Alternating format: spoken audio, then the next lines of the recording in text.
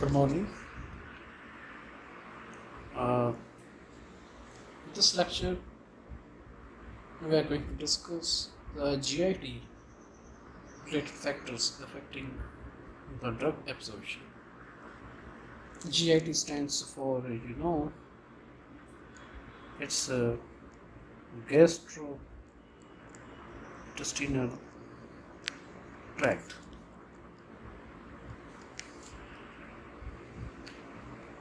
So, the major factors which can be considered which affect the drug absorption, this can be considered as the first is the gastrointestinal motility.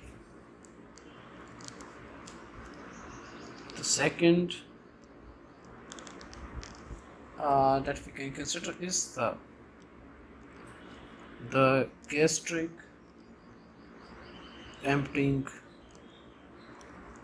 time, or we can also say this as the transit time.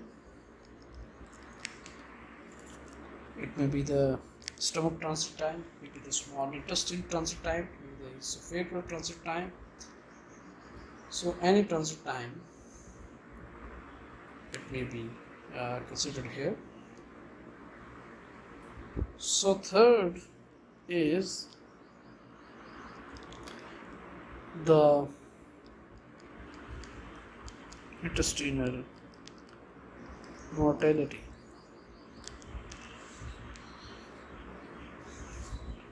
The fourth related factor, GIT related factor, that may be the blood flow to the GIT tract, or you can say that a perfusion of the GIT. The fifth factor may be that means the absorption through the lymphatic system.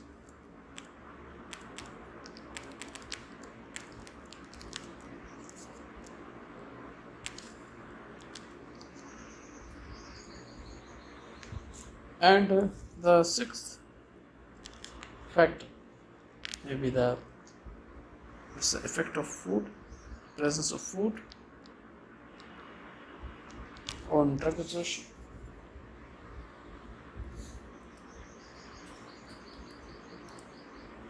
So these are some of the major factors which we can consider as affecting the drug absorption. So the first of all is the gastrointestinal motility. So gastrointestinal motility, as we know that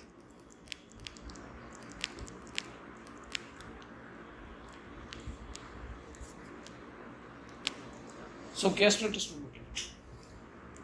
So motility can have a major effect on the drug absorption, especially the oral. Because we are talking about the gastrointestinal tract, naturally it's the oral route, or the major. It's also the extravascular route, you can say. The motility, that it tends to move the drug product through the alimentary canal. So drug may have different stages at various locations in the GIT. And if some drugs are having some particular absorption window in the GIT, then this is motility may affect the stay of or the residence time of the drug product at that particular location or the absorption window. So this may affect directly the drug bioavailability, drug absorption, percentage of the drug absorbed. So it may get affected due to the motility of the gastrointestinal tract. So if we look at the transit time of the drug in GIT tract, it no doubt it depends upon the also on the physicochemical and you can say the pharmacological properties of the drug also. Physicochemical and the pharmacological properties also of the drug. So these may also affect it. So movement of the drug within the GIT that depends on whether the alimentary canal first of all has the food or it is having no food. If it is having the food, then it is called the fed state, right?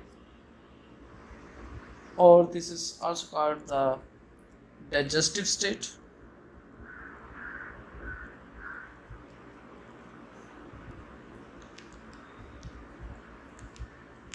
But if there is no food, then it is called the fasted state, or it may be called the interdigestive state. Right?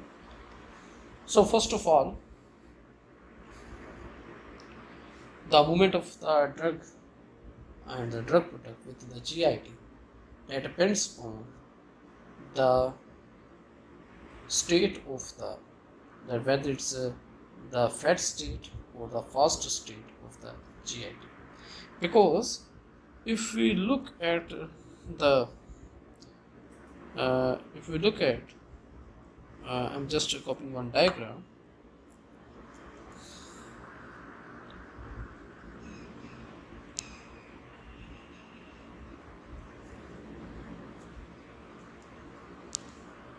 I'm just keeping it here, bring it here.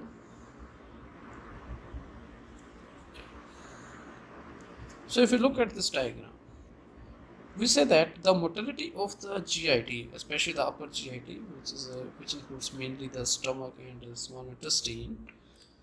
If you look at the motility, so this motility is different in the fed state and in the fasted state. So you can look at the motility in the fasted state. There are 4 phases: 1, 2, 3 and 4 phases. Different contraction phases are there. And in the digestive state or in the fed state, only single phase of almost same type of contraction, same amplitude contractions is there. So it's a mid amplitude type of churning of the material to reduce its particle size to make it more digestive. So this is a single phase in the fed state. But in the fasted state, because most of the drugs are taken in the fasted state, with about US FDA recommends that you take 8 fluid ounce water, or which is equal to approximately 240 ml of the water. So with plenty of water, it is recommended to take the drug. So it's around 250 ml of the water, because most of the drugs are having the limited dissolution. So that's why. And dissolution will also be dependent upon the volume of the liquid taken along with the drug product. So that's why it's recommended that to take 8 fluid ounce of the water with the drug product or 250 ml of the water for its efficient dissolution. So if you see the first phase of the, so here's a major difference. If you look at the first phase of the fasted state, so phase 1, this is a quiescent phase. It's a means a relaxing phase, you can say that. So there's no activity almost. We say that this is the quiescence. There's a quiescence.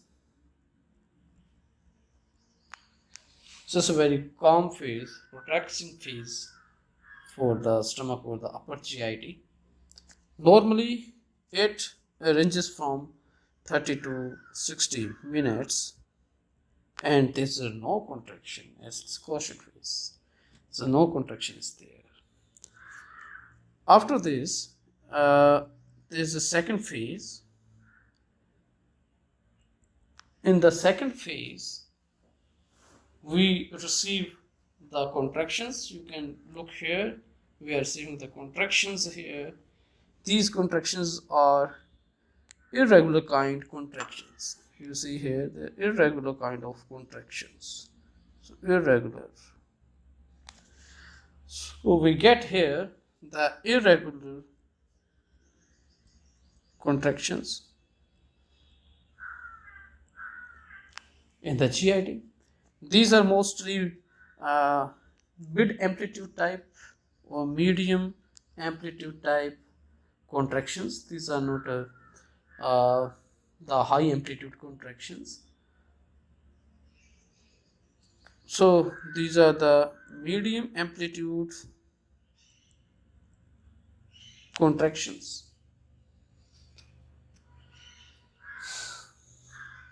And third thing is bile secretion also starts during this phase. And there is a simultaneously onset of a gastric discharge of administrative fluids in small volumes, and there's also discharge of very small particles which are already in the digested form, so they are also released. There's also mucus discharge during the last part. So mucus discharge may also be there during this phase nearing the end. So mucus discharge is also there. So the particles which are particles of small size, they are also discharged during this phase, along with the fluid which has been administered, or the excess of the fluid which has been secreted or that has been administered. This is followed by the main phase, which is called the phase third. Here we get regular contractions. Actually, this is the emptying attempt of the stomach in the faster state. That if it is receiving some secretions, just receiving the fluid. So there's regular contractions,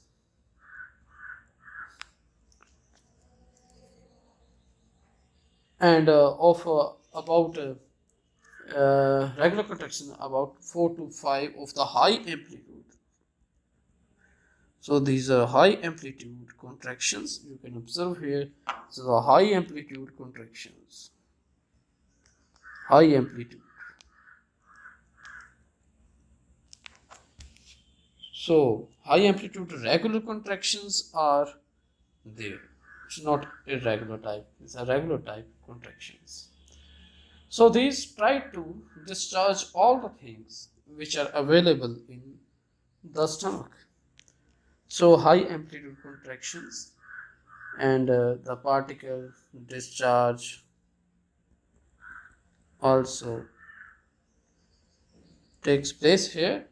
the huge particle discharge occurs during this phase. So this is a kind of emptying attempt of the upper GIT, you can say, including the major part of the stomach and the small intestine, some part of the small intestine, starting part of the small intestine, you can say, duodenum. Then there is phase 4. Phase 4 may be, in some cases, it may not appear, but in some cases, it may be the ending of the, you can say, the third phase. So this, in this again, the regular contractions become the irregular contractions, and the amplitude also from high it remains the medium amplitude type of the contractions. So there may be chance that this phase may be missing, or it is the merged with the third phase. So this phase is sometimes absent also, you can say. So these are the 4 phases of the fast state, and after this, if the food is there, then in the fed state, you can see here, observe here, in the fed state, the timing of these may be from 30 to 60 minutes, then from 20 to 40 minutes, and this is for the regular contraction. These are high amplitude. These are of the short duration, 5 to 15 minutes may be the time here, and these may be, because the same the fourth phase may be sometime absent, so it may be from 0 to 5 minutes is the time. In the fed state, there is a single phase only, and this is only when the food is present, and here we always get the regular contractions of medium amplitude.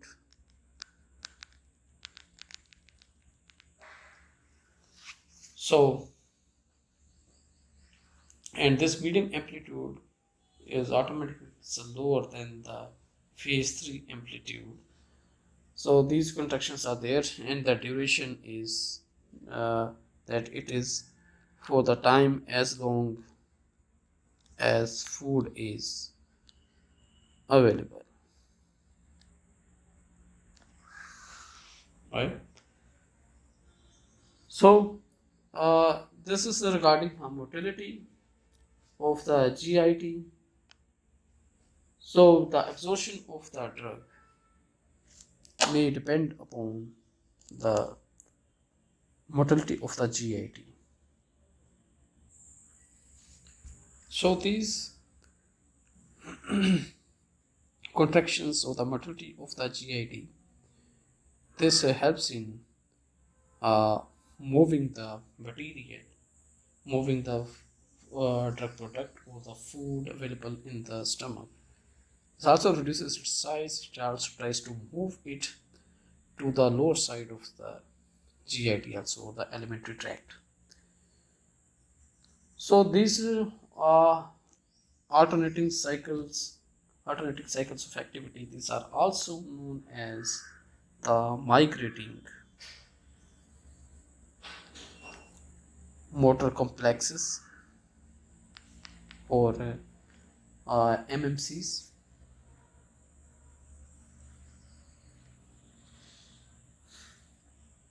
Motor complex cycles, we normally say.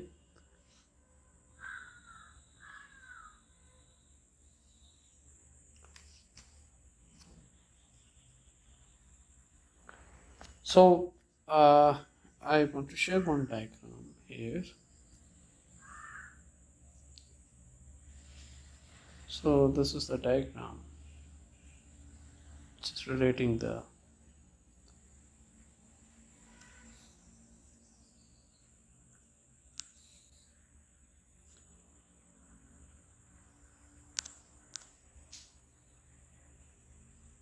here it is the diagram.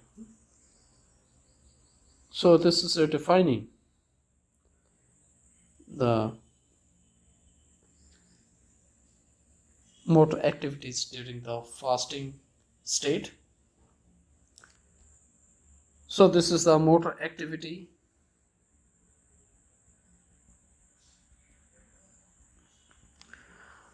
or you can see that MMC,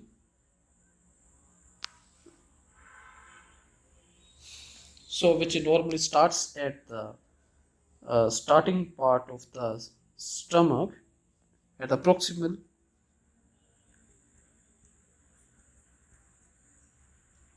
stomach.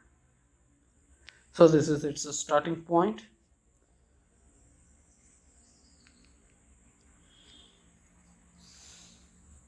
or you can say that lower esophageal sphincter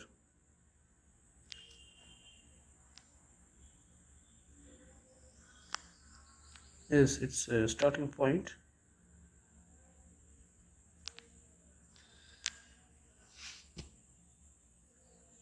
And you can observe here the contractions in the question phase. There may be some contraction in the question phase. There may be some contraction intermittently, but in the second there's some irregular contractions are there, second phase, and in the third phase regular contractions are there, and again in the fourth phase irregular contractions are there.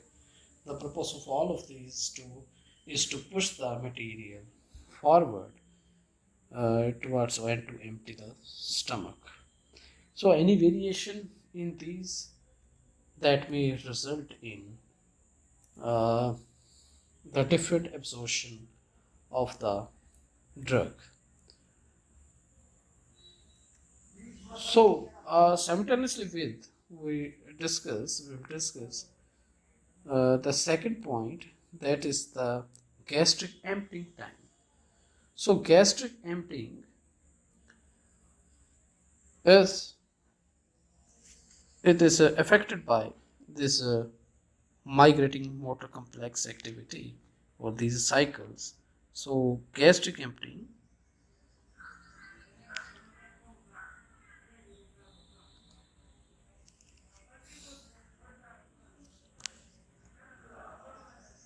so gastric emptying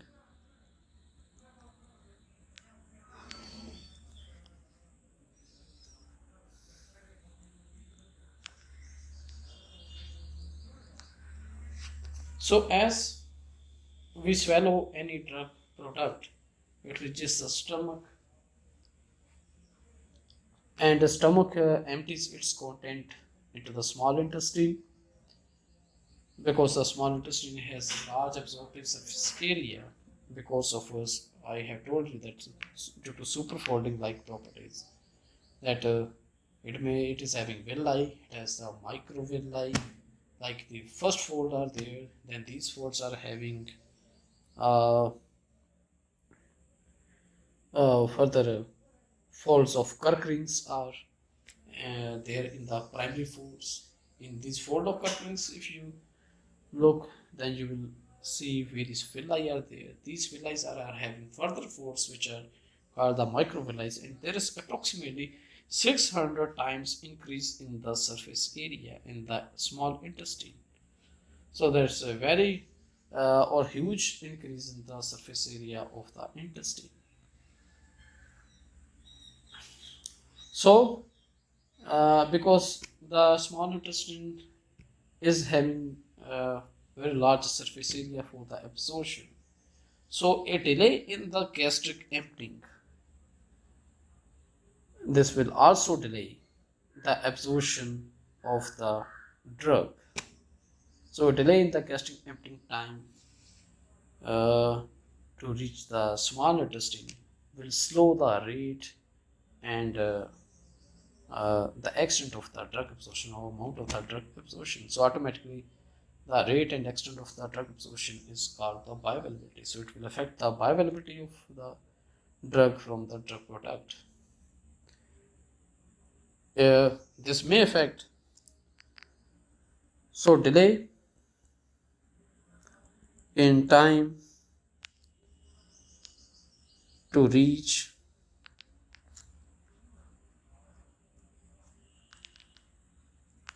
the small intestine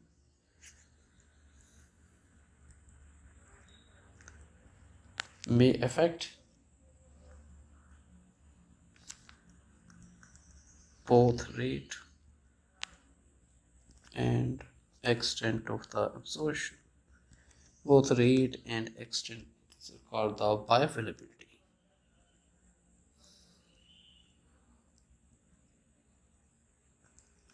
of the drug.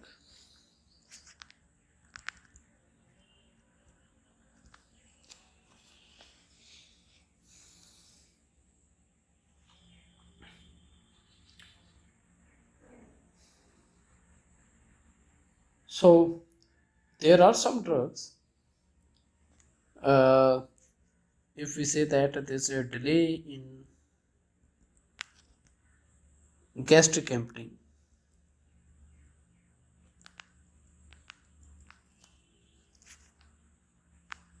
so this may have, for some drug it may be having the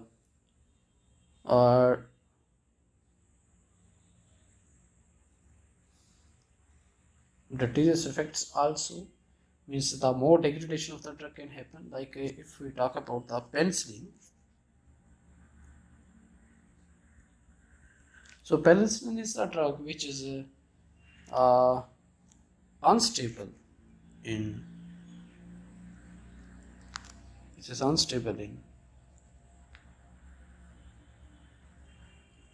in acid, and the delay in the gastric emptying will affect its will affect its stability. It will decompose if it is delayed due to the slow stomach emptying. So its amount which is available for the absorption, its fraction which is available for the absorption, so it will be affected because of the more degradation, decomposition of the drug in the stomach due to the extra time exposure in the acidic conditions. So there are some drugs like the NSAIDs, like aspirin is there. So aspirin like drugs, these may have the irritating effect on the gastric mucosa during the prolonged contacts. So this may enhance the upper bowel or upper GIT irritations if the gastric emptying is delayed. There are certain definitive factors like fat, cold, beverage, other drugs like anticholinergic drugs. These all are among the factors which affect the gastric emptying. So similarly, the presence of food, particles, etc., these all are having effect on the gastric emptying. It is normally considered that the particles which are particle size is also one of the factors, because if it's a larger particle size, it will change the fast state to the fed state condition. So in the fed state condition, the stomach will try to reduce its size, and till the time the particles bigger sizes are available, so fed state like condition will be there, and gastric emptying will be accordingly delayed. So until and unless in the phase 3 the stomach is capable to means first it will be that there will be continuous discharge of the material, then it will be in maybe the case that the now stomach is accepting it as the faster state, and in the faster state still some particles are these are available, and these are cleared of larger size, these are cleared in the phase 3. So the particles, it is considered which are usually less than 1 millimeter, these are not retained normally in the stomach. And oh, definitely the proportion of this should not be very high, so that the stomach is considering the fed state. So normally it is said that a particle of 1 millimeter size, these are not retained, and these are considered equivalent to the fluid.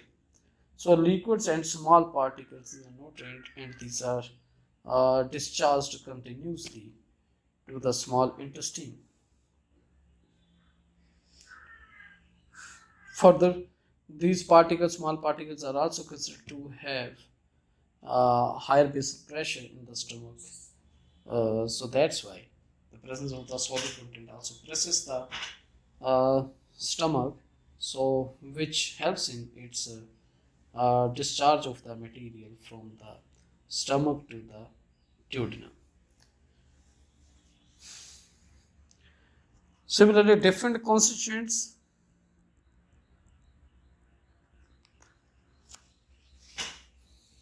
of a meal, these empty at different rates.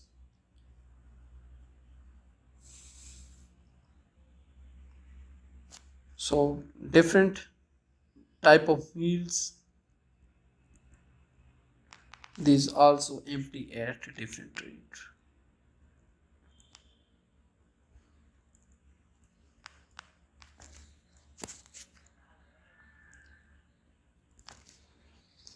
So if you means some maybe high fat diet may be there, high fat content may be there, high protein content may be there.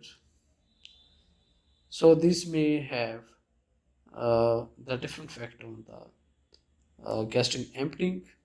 These may enhance the gastric emptying time significantly.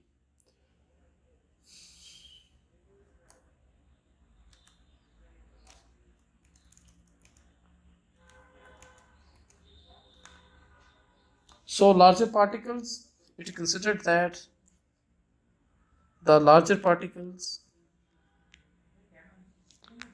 like the tablets or the capsules, these are delayed from emptying for by 3 to 6 hours.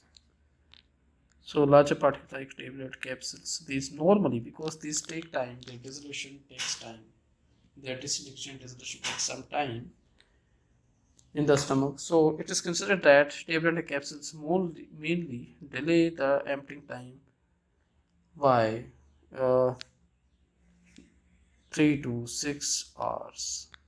So their emptying is delayed by 3 to 6 hours normally. There is no hard and fast rule, but it is considered generally that this must delay, their emptying must be delayed by 3 to 6 hours.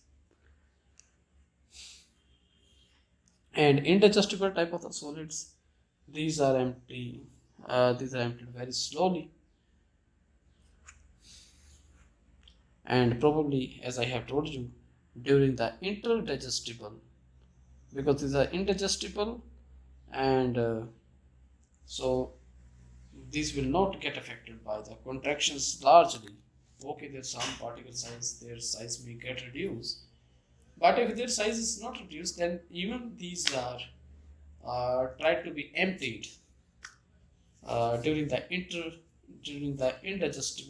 interdigestive phases, means during the fasted state, especially the phase third, where the forceful contractions are there, regular forceful contractions are there, motor contractions are there.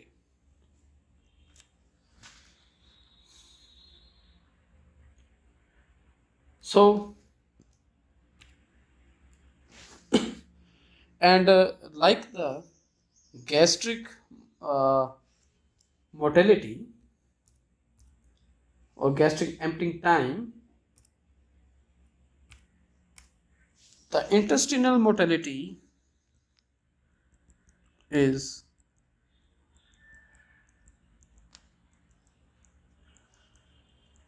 the third factor.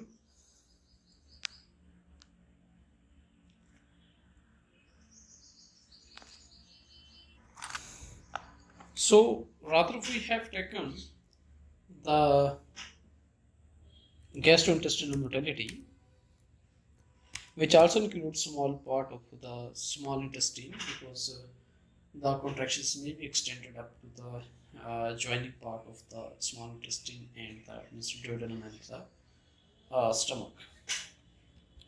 But why we have taken the intestinal motility separately?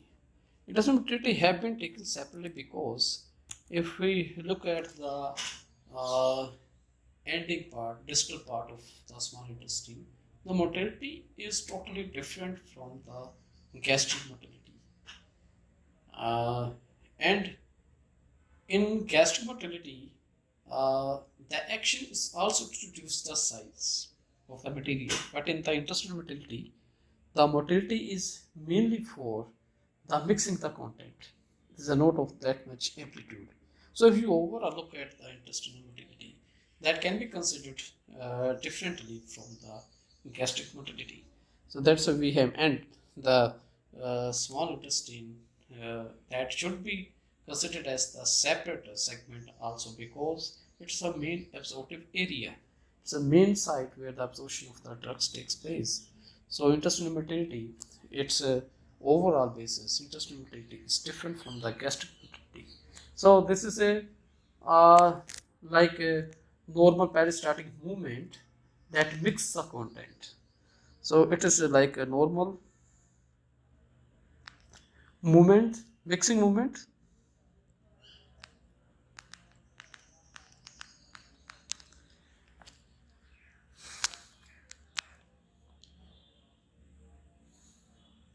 So the purpose of this to bring the material, or like a drug or the food material, to bring the material in contact with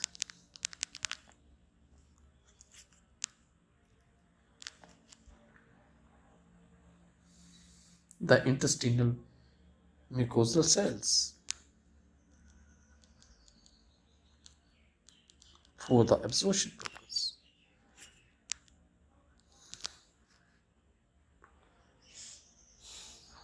So we normally say that a drug must have sufficient residence time in the small intestine region, because this is our main absorption site due to the extreme or huge increase in the surface area.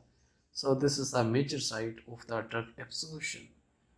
And if some drugs they are not able to pass, they are not able to reach the complete drug in the small intestine, then the remaining drug is considered to be becoming the part of the fecal matter, or you can say it's wasted. So normally, uh, the average time for the absorption for a drug uh, is considered 4 to 8 hours. This is the average small intestinal transit time, you can say. So small intestine transit time,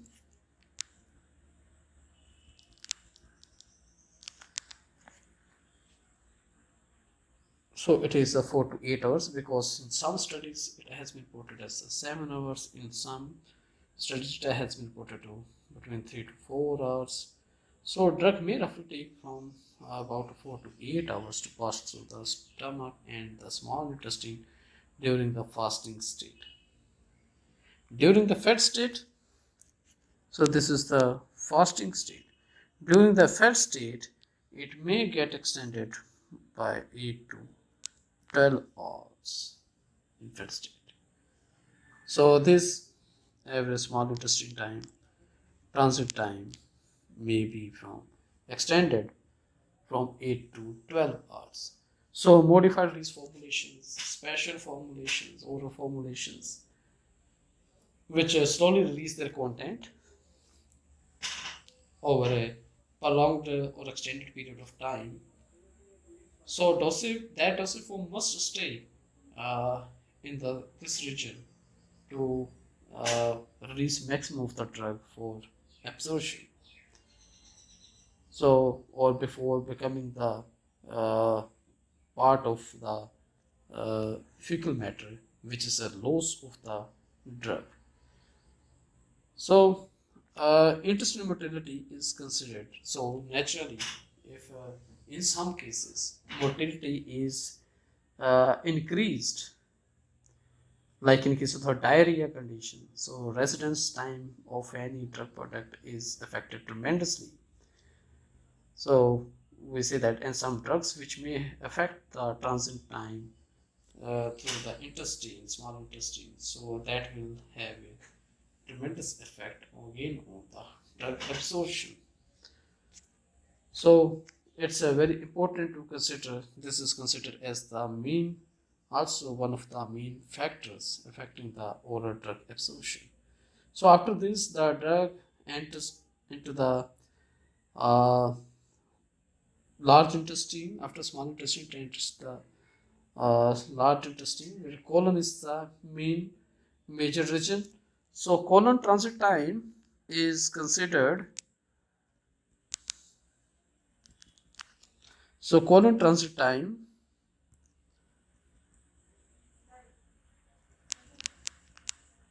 it is considered almost equal to 35 hours. So it's a very large time, and that's why. And some absorption also takes place from the proximal parts of the colon. So that's why many scientists have also used the colon targeting drug delivery systems for the absorption of the drug. Further, if we look at the blood innervation, so perfusion, so the blood perfusion uh, in the upper GIT from stomach to small intestine, that leads to the mesenteric vessels that are further leading to the portal vein. So the drug or the blood which is uh, moving from the small stomach to the small intestine, that first moves to the liver, means after getting the material absorbed from the intestine and the upper GIT stomach. So it first moves it becomes the part of the portal vein. It first moves to the liver, then it becomes a part of the blood pool of the body.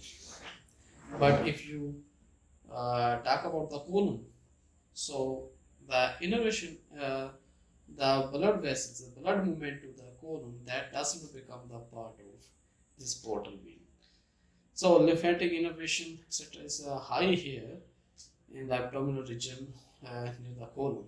So these lead to the absorption of many drugs uh, and the absorption of that drugs and even the reduced metabolism in case of that drugs, because the blood and the lymphatic circulation here, that does not become the part of the portal vein, so that's why bioavailability is automatically enhanced. So if we say that 25% of the blood cardiac output is first received by the upper GIT, then this means, and uh,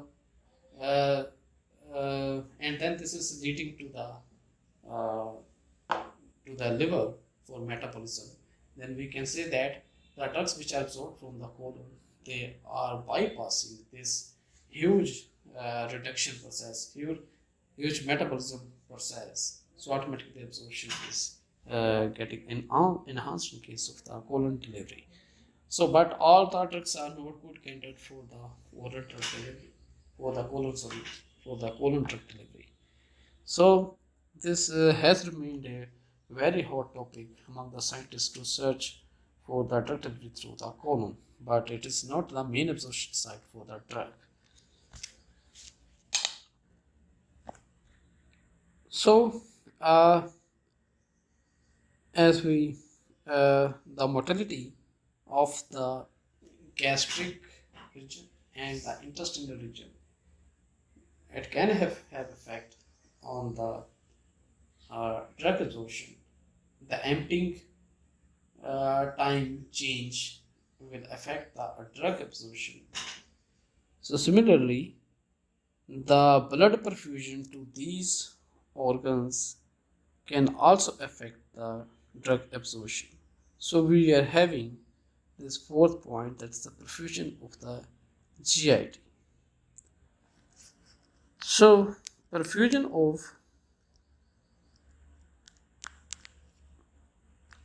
this perfusion is with blood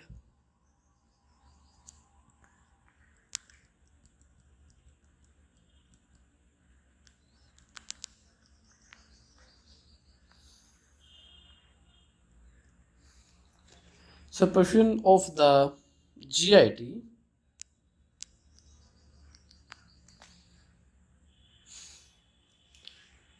or the blood flow perfusion or blood flow to the GIT.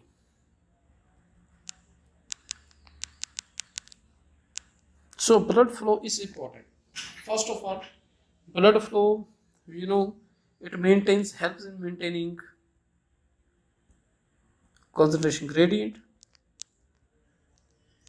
or the concentration difference. Gradient is the difference. So, and the diffusion is the main mechanism of drug absorption. So automatically, if the concentration gradient is maintained, then the absorption will be by the passive diffusion will be uh, existing, will be occurring maximally. So, which is the main mechanism of drug absorption, drug transport. And if we look at the GIT or the element detect, a large network of capillaries and large network of capillaries and lymphatic vessels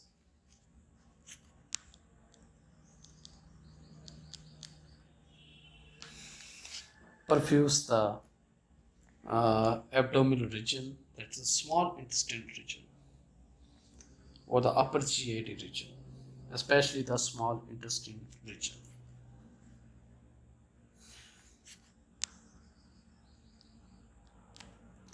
Right? So this is to the duodenum and the peritoneal cavity also. So that's why peritoneal injection is considered for, as a peritoneal fluids are there. So here these are used, the peritoneal cavities is used for the exchange of the nutrients, for exchange of the waste material from the blood, because their huge perfusion is there in the peritoneal region, in the abdominal region, and the duodenum from various capillaries, blood vessels, and the lymphatic vessels. So peritoneum, these two regions are highly perfused, and the splanchnic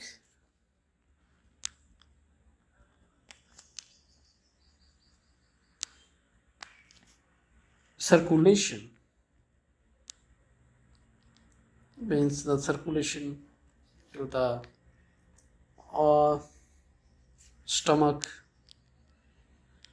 liver, spleen, pancreas, small intestine,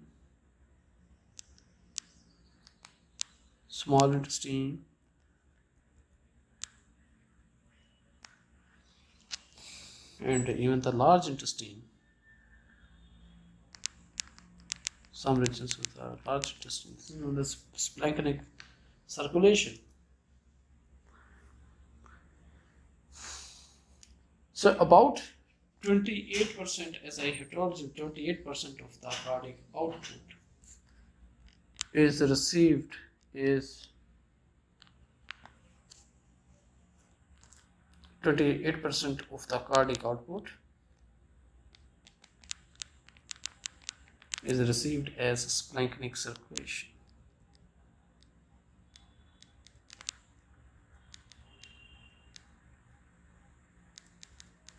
So a huge one-fourth of the one-fourth of the blood of the body is circulated through the GIT region, you can say. So this is a very high degree of perfusion, and this helps in maintaining the concentration gradient, and which favors the absorption. So when the drug is absorbed from the upper GIT region, so as I told you, that becomes, so if the drug is absorbed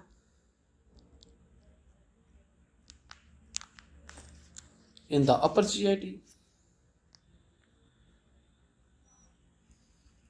inside the stomach and small intestine, then this passes through the liver. So it passes to the liver via mesenteric vessels.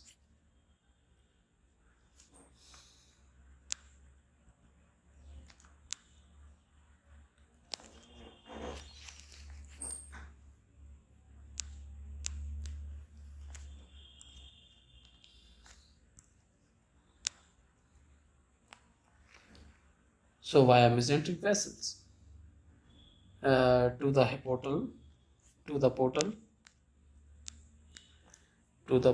hepatic portal vein.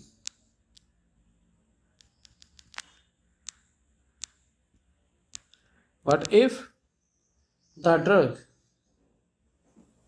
so any decrease or any change in the mesenteric blood flow will have direct effect on the absorption and the metabolism of the drug. Or this is also called the first pass metabolism. During the first passage of the drug, so its metabolism is called the first pass metabolism.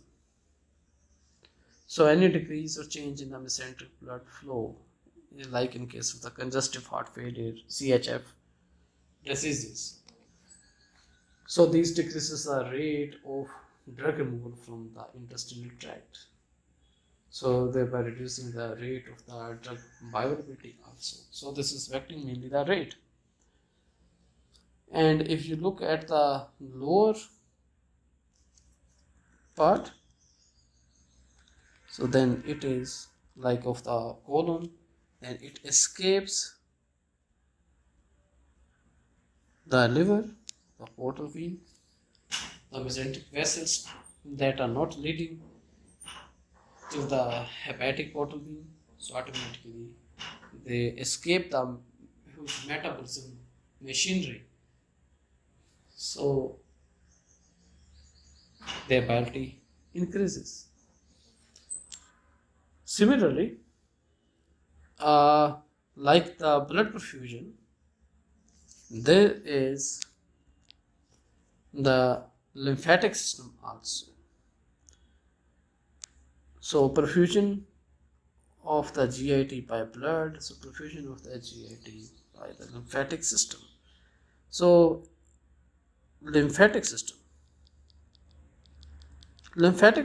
is also has some advantages for us which can affect the drug absorption. So mainly the lipophilic drugs.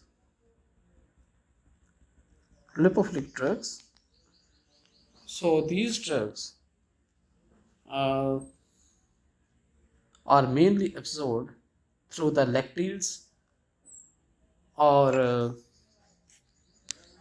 lectins and the lymphatic vessels or the lymphatic vessels.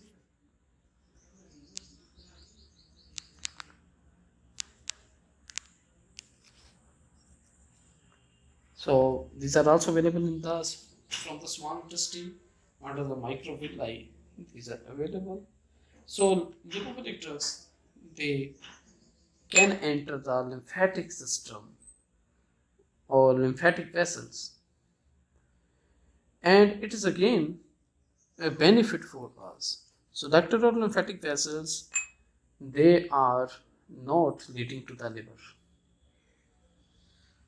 So this bypass the liver and can enter and bypass the liver and pour into the vena cava. So these directly become the part of the blood circulation rather than becoming or being exposed to the liver. So drug which are lipophilic, so they may enter, their absorption may get uh, hugely affected via this lymphatic system. So their metabolism, they are just protected from the first pass metabolism if they enter this lymphatic systems. So lymphatic systems are normally important in the absorption of the dietary lipids and maybe some are responsible for the absorption of some lipophilic drugs also. We're not saying that all drugs will lipophilic drug will go to there because already the content up to the small intestine is very reduced in size, chylomicron, and these are there. So any fatty acids, amino acids like these things, these are already available in the solubilized form. So these uh, may enter to the lymphatic also and the blood supply also. So if these are entering the blood supply, these are then moving to the portal vein. So these are getting metabolized. But if these are entering to the lymphatic system, then this may get escape from the first pass effect. And in the case of the lipophilic drug, these chances of this escape are more as compared to the hydrophilic type of the drugs or less lipophilic drugs. So many researches have been done in this way that bleomycin and like drug, these have been prepared as the chylomicrons to improve the drug absorption. So bleomycin, for example, bleomycin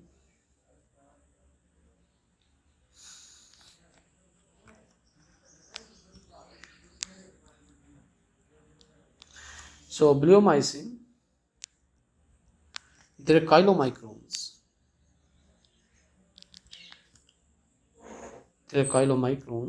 have been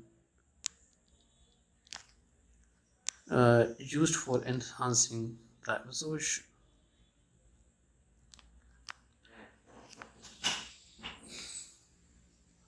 To improve the oral absorption through the lymphatic system. So other drugs which can be affected by this lymphatic absorption or where the absorption may be enhanced, these are like the testosterone, vitamin D3.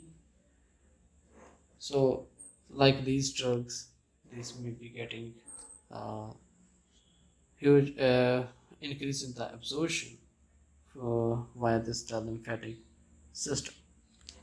So targeting the lymphatic system has been also of the interest of some scientists in order to increase the drug absorption. Then the effect of the food on the gastrointestinal. Now because the food in the chylomicron form, in the digestible form, that may have the fatty acids, amino acids, and the carbohydrates. So these two things may affect the pH of the content, of the gastrointestinal content, and the solubility of the drug.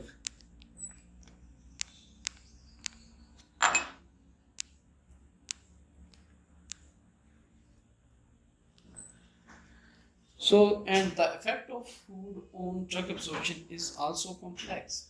It's not that a particular kind of food will always affect, that we can categorize that food will always increase the absorption or it will decrease the absorption. So, for different drugs, the effect may be different because there's some physical chemical interactions also. But definitely, there's a difference in the rate and absorption of the drug in the fast acting and the fat state. So that's why US FDA has said that the viability of the drug product should be assessed in the presence of the food also. As they spotted that US FDA they spot that there may be delay in gastric emptying.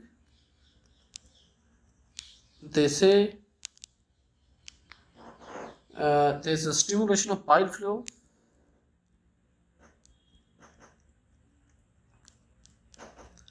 They say there's a change in the pH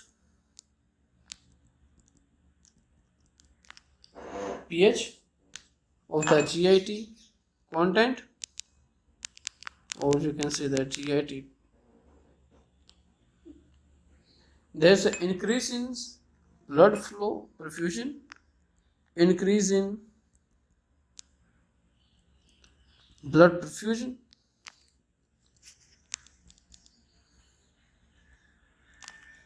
There's a change in luminal metabolism of the drug substance.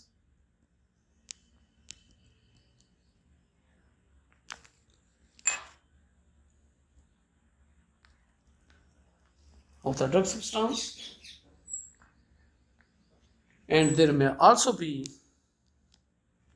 physical or chemical interaction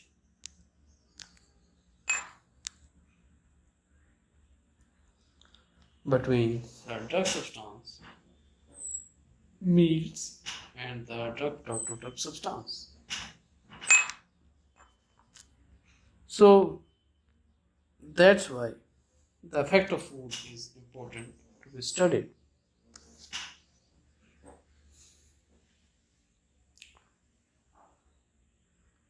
So here is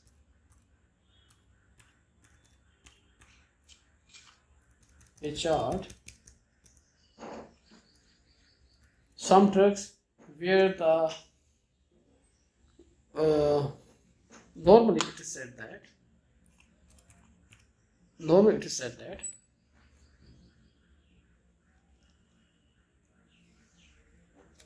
if the drug is administered shortly after a meal,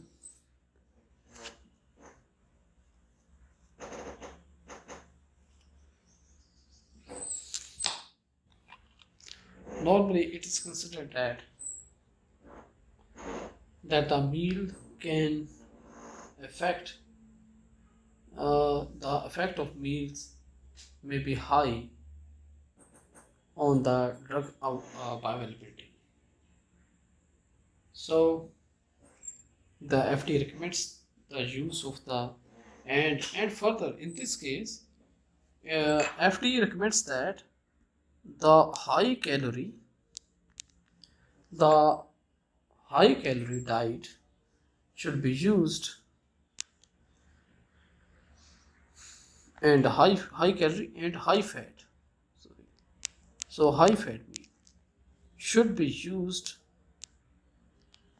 for bioavailability studies.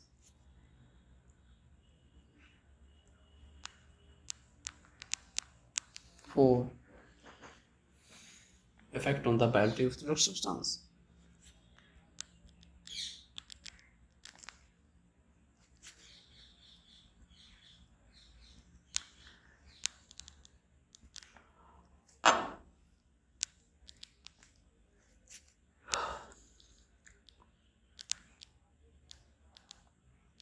So this is a recommendation from the FDA,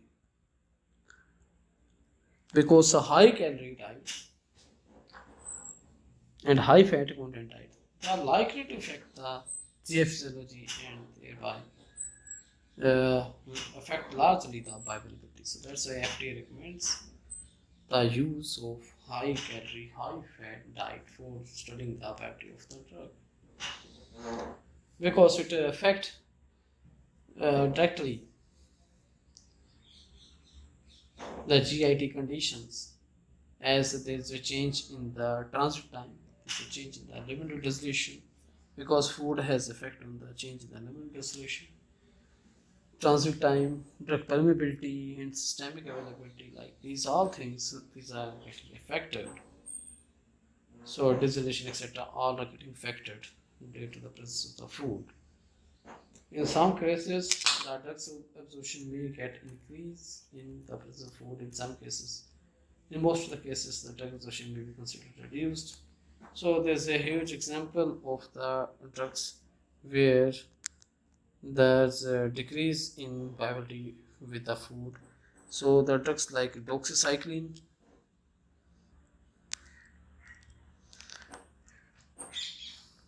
so atorvastatin,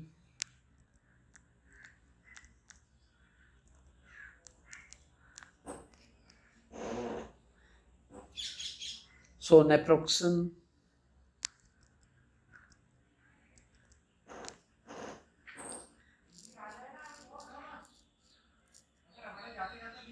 so like these drugs, these may have reduced bioavailability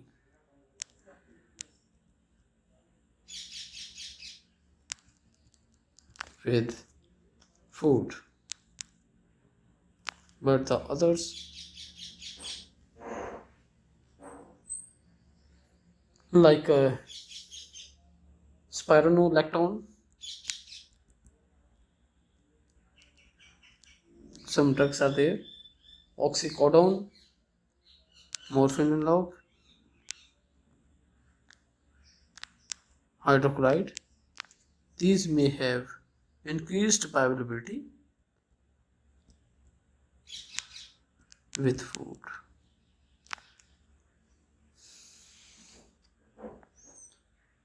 Food may have little effect on the bioavailability of various drugs, like we say that digoxin, like gabapentin, like tramadol. So tramadol, digoxin, so gabapentin.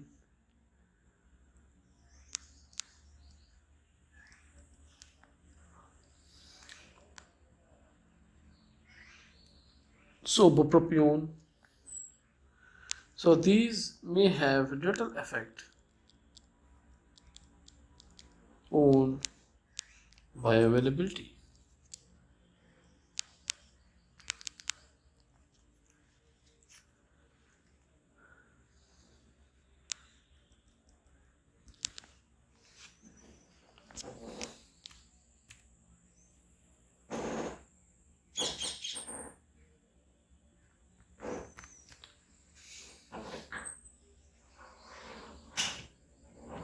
So penicillin like drug, which is also first of all, it is not stable in the acidic conditions, and further absorption of this is reduced in the presence of the food. So these are the there are many drugs which may have the different effect with the food. Some drugs like here are which are having that interactions like erythromycin.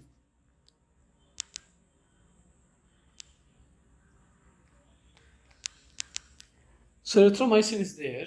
It can interact with the iron salts,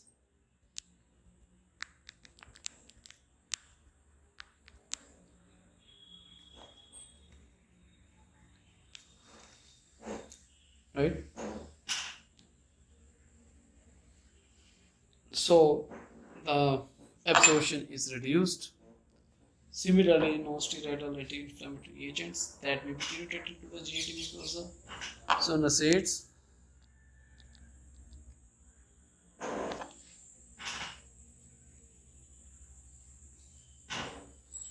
So these may have irritating effect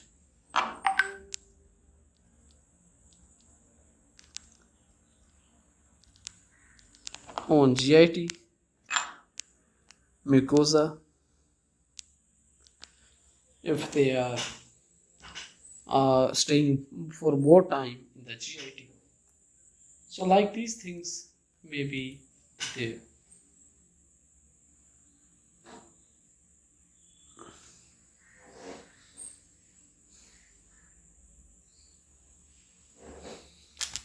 So these were the various factors which affect the drug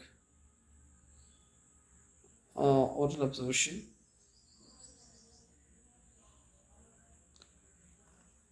So with this, I end this topic that GIT related factors affecting the drug absorption. If you have any questions, you may ask in the comment box. Thank you all for giving time for listening this lecture, viewing this lecture. Thank you very much, all.